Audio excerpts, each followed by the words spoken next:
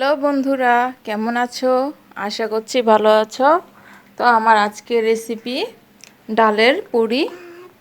তো এখানে আমি আটা নিয়েছি, দিয়ে দিলাম পরিমাণ মতো লবণ, দিয়ে দিচ্ছি অল্প একটু তেল। এখন তেলটার সাথে আমি ভালো করে হাত দিয়ে মিশিয়ে নিচ্ছি আটাটার সাথে। একটু ধৈর্য ধরে আটাটার সাথে আমি তেলটাকে ভালো করেই মিশিয়ে নিব। তো বন্ধুরা, আমার রেসিপিটা যদি ভালো লেগে থাকে অবশ্যই একটা লাইক দিবে আর কমেন্টে জানাবে আমার রেসিপিটা কীরকম হয়েছে। তেলটার সাথে আটাটাকে আমি ভালো করে মিশিয়ে নিয়েছি বন্ধুরা, একটু সময় নিয়ে। তো আমার মিশানোটা এখন হয়ে গিয়েছে। এখন আমি অল্প অল্প একটু করে পানি দিয়ে একটা ডো তৈরি করে নিচ্ছি বন্ধুরা। এখন হাত দিয়ে মিশিয়ে নিচ্ছি আমি।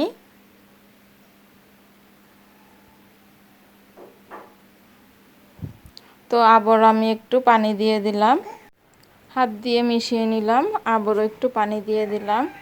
এখন আমি ভালো করে একটা ডো তৈরি করে নিচ্ছি, ভালো করে মোতাটা আমার হয়ে গিয়েছে কিন্তু। এখন আমি রেখে দিলাম, মোতাটা শেষ হয়ে গিয়েছে। এখানে আমি মরিচটাকে ভেজে নিয়েছি, শুকনো মরিচ দিয়ে দিলাম স্বাদ মতো লবণ।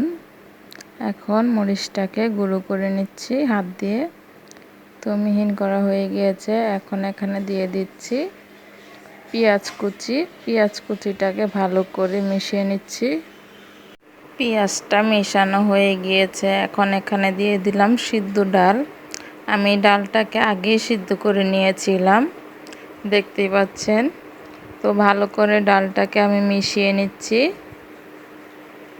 মিশানোটা আমার হয়ে গিয়েছে। তো দেখুন, এখানে আমি অল্প একটু আটা নিয়ে কিভাবে তৈরি করে নিচ্ছি। এখানে আমি দিয়ে দিলাম ডালের পুরটা।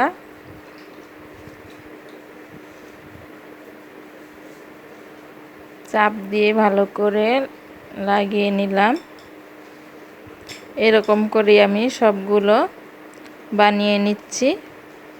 তো আপনাদের সুবিধার জন্য আমি আরেকটা বানিয়ে দেখিয়ে দিচ্ছি।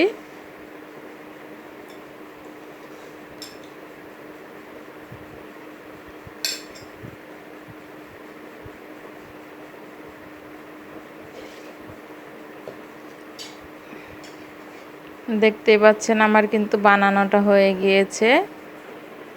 এখন আমি পুরি বানিয়ে নিব। তো বন্ধুরা, অবশ্যই নতুন নতুন রেসিপি পেতে হলে চ্যানেলটিকে সাবস্ক্রাইব করে পাশে থাকবেন। তো দেখুন, আমি কিন্তু একটা তৈরি করে নিয়েছি। এরকম করে আমি সবগুলো তৈরি করে নিচ্ছি।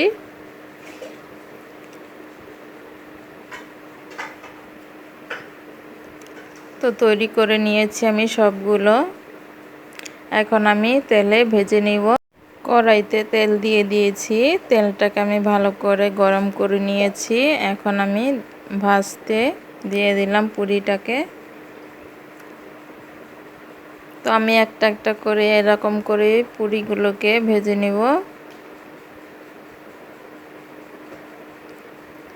দেখুন আমার পুরিটা কি সুন্দর ফুলকো হয়েছে।